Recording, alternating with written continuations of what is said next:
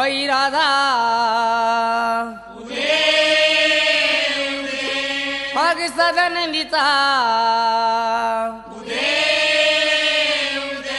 बोल भवानी माता की गळ्यामध्ये माळे लोंबती अंबाबाई